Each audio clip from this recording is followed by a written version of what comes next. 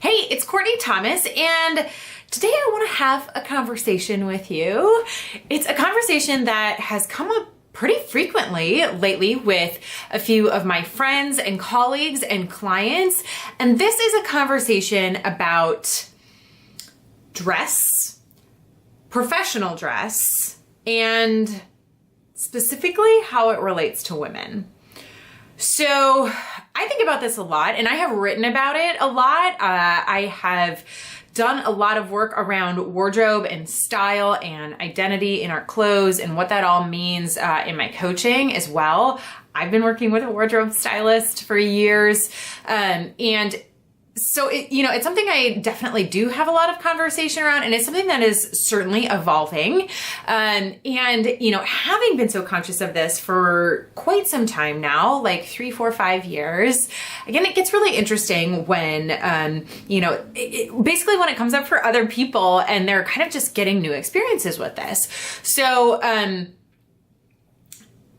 in these most recent examples, for instance, a client of mine who is a fellow coach and colleague, and she's very much like on the lifestyle and mindset and health and wellness and all of this side of things. She is very engaged in professional networking and, doing a lot of work with corporations and companies and coming in and doing trainings and things like this. And interestingly, we were having a chat and she gave me some feedback that she, gave this talk and it went so well and she had a ton of great feedback. Asked specifically for feedback, 99% of that was awesome. Like, see the video that I have on feedback and also how to handle the negative stuff. And one of the comments that she received that kind of fell into that like questionable feedback category was basically like, this was really awesome and I got so much out of it, but it would have been better if she had worn something different. So our conversation then kind of came to the point of like, what? What does that have to do with anything? Like, on the one hand, you're giving me all this great feedback that like the information was amazing, the presentation was great. I totally think this person is like awesome and professional and I would super hire them, but also because they wore this item of clothing, I consider them not an authority.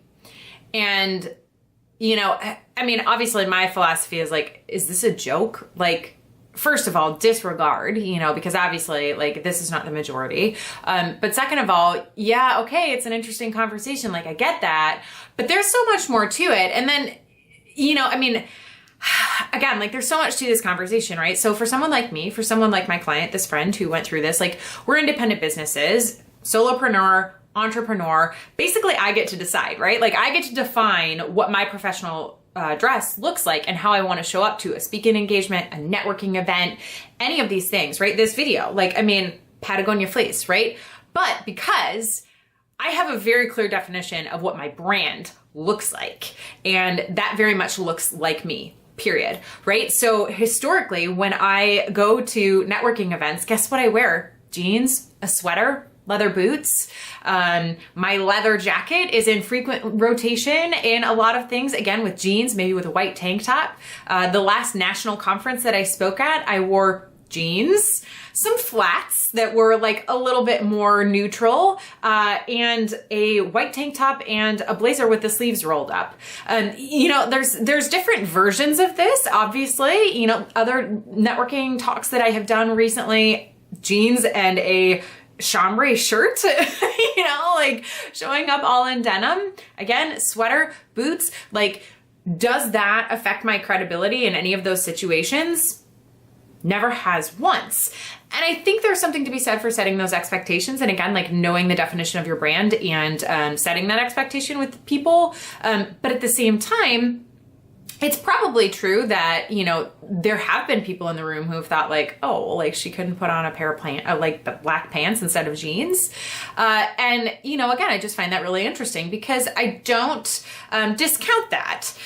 I just think it's really complicated. And if you look at even just scratching the surface of any research, we'll see that in the first 12 seconds of someone seeing you, they're forming an impression. And obviously your clothing is going to be part of that 12-second impression, right?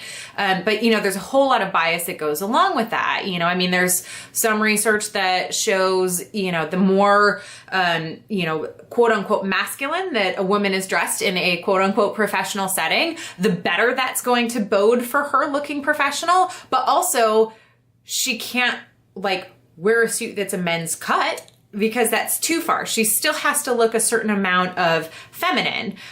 For instance, women tend to, part of that definition, again, shown by some studies and whatnot, is basically women need to wear makeup in order to be seen as, professional and having a look and all of this stuff, so it's very interesting, especially for women, how much patriarchal standards basically influence this and where the line is, right? And again, something that's a very corporate traditional setting is possibly slightly different than, again, something like me, like my client, that is, a separately established brand, we get to decide how we're going to show up.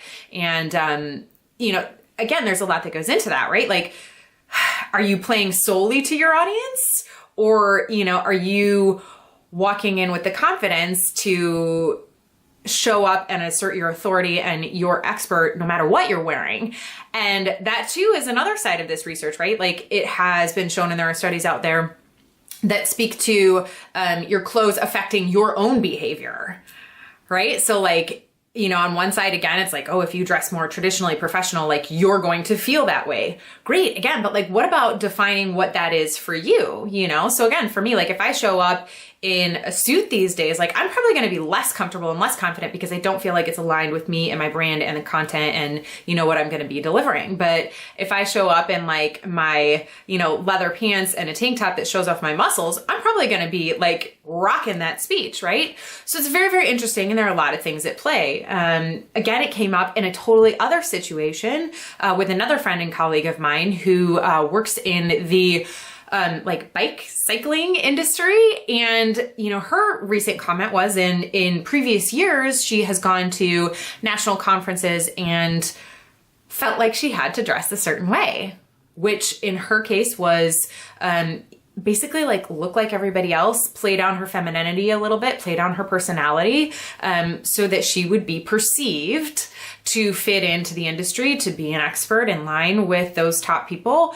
And that put her in an awkward position because she wasn't showing up as her most confident, best self. And this year she showed up in her blue polka dot top and what makes her feel wonderful, and exactly how she shows up in regular life. And guess what? That makes all the difference, and forget everybody else and whatever percentage of the feedback, is judging her authority based on what she's wearing or not wearing.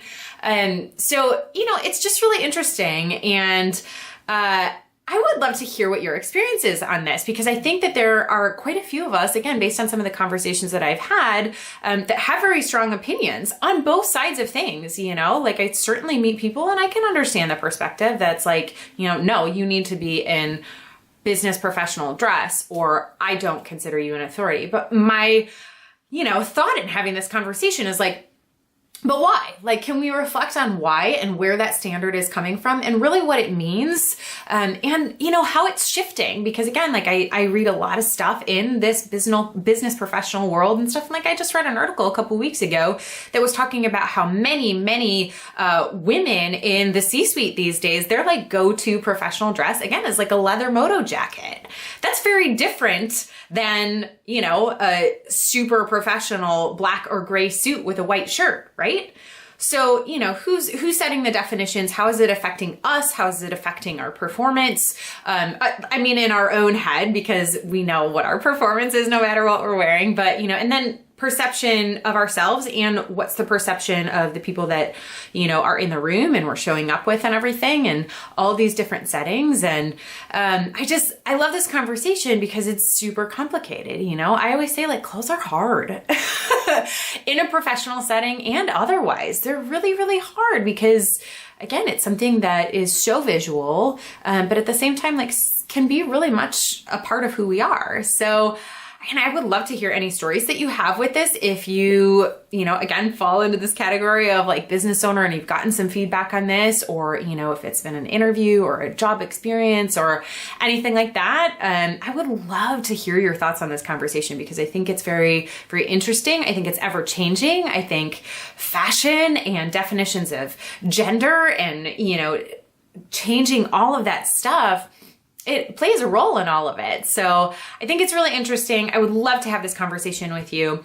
Definitely comment below, again, your experience or your thoughts on this, and where that's all coming from and what you think about it. You can always shoot me an email on my website, CourtneyThomas.com, and I would love to hear from you. What do you think about dress, and what means professional, and does it take away from what we're doing in the world if we don't meet a certain expectation that I don't even know who defines?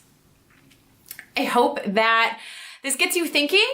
And again, I'd love to have the conversation with you. And thank you so much for being here and for watching. We'll see you next time.